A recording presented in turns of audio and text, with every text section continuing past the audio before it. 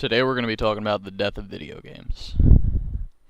We're at an era of perceived imperfection in the gaming market. We see huge AAA games released with terrible feedback and backlash from the communities that once supported them. Games like Call of Duty, Halo, and the new Doom, as well as new series such as The Division, Ark Survival, and others. But where does all this stem from?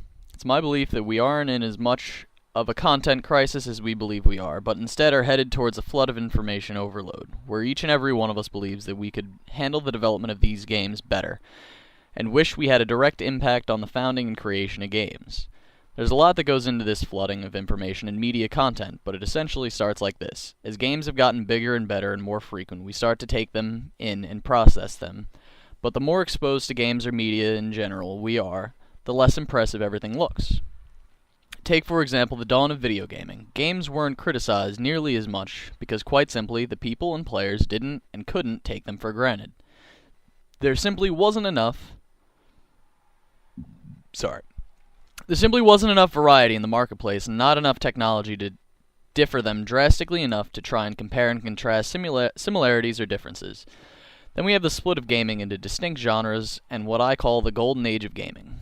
This is the area everyone refers to when saying games were better back when.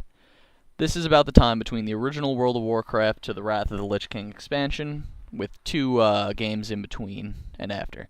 A relatively big time gap in the development of gaming, but essentially everyone else would agree their favorite game comes from this time zone. It includes games like Call of Duty 4, World at War, two games coming after being Black Ops 1, Battlefield 3. These games dug out distinct niches, and even with their imperfections, they were different enough from one another and their predecessors to fill a specific slot in each of our interests. The desensitization began here, not to the violence specifically incited by a video game, but the sense of wonder and amazement, because quite simply every game tried to instill the same feelings within us and that others had already done. Never before, and most likely never again, will I create the same connection to characters in a fictional game like I did Halo 2, Master Chief, or Soap McTavish, Captain Price, or even Victor Reznov. Never again will I face the Lich King, the villain who brought about into my life through my childhood in Warcraft 3, and finally fighting and vanquishing him with 24 other people that worked with me for months trying to bring the guy down. The sense of achievement across multiplayer and single player is lost to us in this era. Having a golden gun in Call of Duty 4, everyone looked in awe and wonder. Having one of the gladiator drakes in WoW made people stare and message you, asking you, oh, where'd you get this? What are you doing? How is this? And genuinely interested in, wow, that's something spectacular. The special armors unlocked in Halo 3 made other players go, what a fucking badass set of armor, and at the same time, they'd call you a fucking loser. These achievements are no longer hard-fought feats of strength, but instead simply say, oh yeah, he plays the game. Rewards are handed to us for being, not for being competent players, but instead for simply existing in the game worlds. There are so many reasons for the decline of video games, so let's continue breaking them down. The communities, the biggest part of video gaming is simply evaporated. People play far more hours and put in far more effort to video games today than in the supposed golden age, but still, things are different. My favorite moments in all video games were the custom games of Warcraft 3, fighting a horde of zombies as the whole of Europe with 8 angry players who all had a ton to say, where strategy, timing, and communication were key to victory because you knew 3 zombie players were timing themselves and setting up to destroy an hour's worth of work at any given moment. The community for games like Halo 2, where you would get a message every 5 minutes that went almost always along the lines of, message to all friends and recent players, hosting a zombies game on Foundation. Psst, me for an invite. Where you would play with a group of people who all had mics and all chattered away with each other for hours in a game mode that meant nothing but still was amazing fun. Another thing, guilds in World of Warcraft, once a tantamount example to the human condition, where people would create hierarchies, kingdoms, and democracies, all with differing rules and governance in the name of progression and competition to get ahead of the game, are quite simply a thing of the past. Social interaction just doesn't exist anymore. You hop onto any online game, plug in your headset, and you're met with either one angry kid talking to himself about how much a game sucks, one dude who knows far too much about every little thing in a video game, or a little kid with a goddamn Kinect.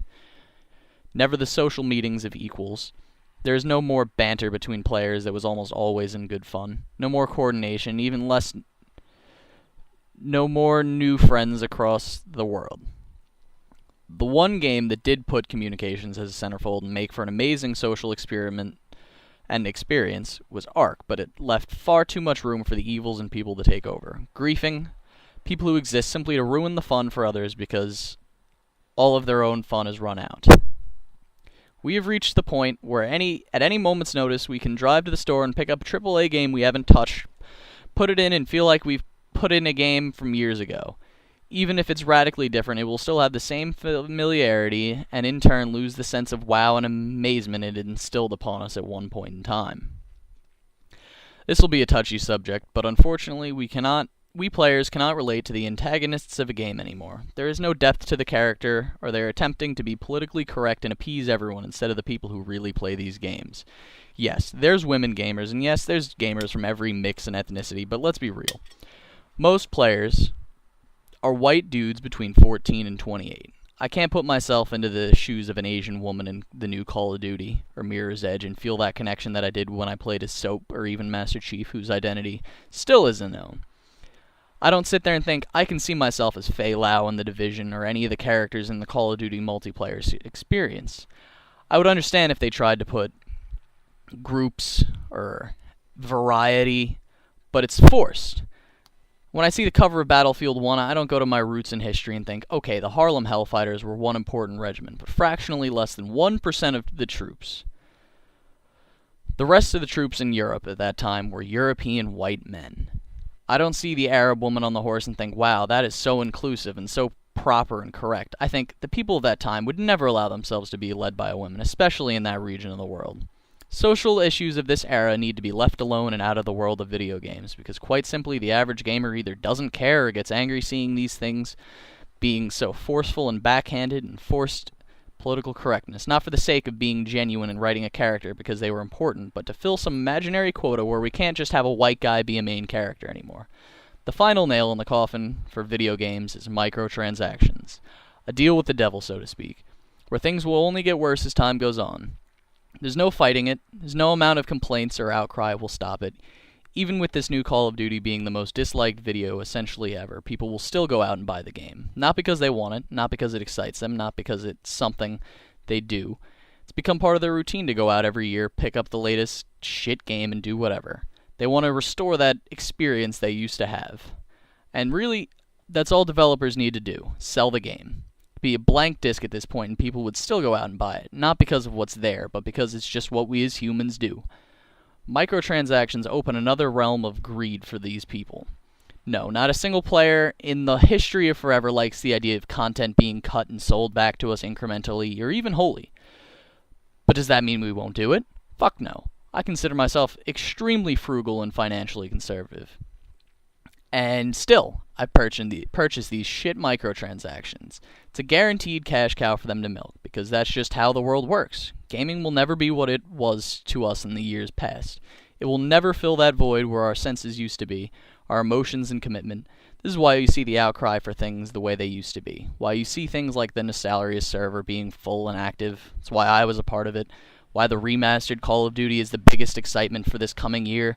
But unfortunately, we all saw these things through rose-colored glasses, and we'll never restore these emotions, and the communities will never be as full of life as they once were.